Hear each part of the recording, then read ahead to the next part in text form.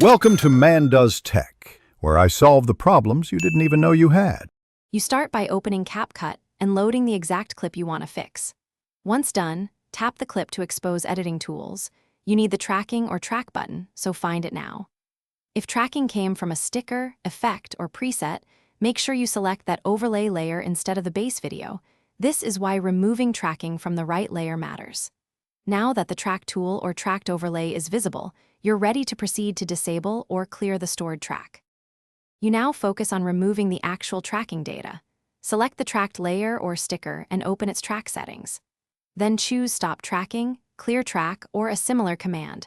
When available, remove all keyframes tied to position, scale, or rotation. If the UI lacks a direct clear control, delete the tracked overlay or reset its position and scale to default. This removes the visual result of tracking. Make sure you scrub the timeline to confirm the motion is gone before moving forward. Once you've cleared tracking and reset overlays, play the full timeline to confirm the automated motion is gone. You should see the original camera movement restored.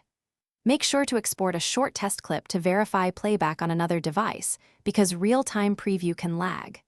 If tracking still appears, try duplicating the clip, trimming the problem section, or deleting and re-adding the video.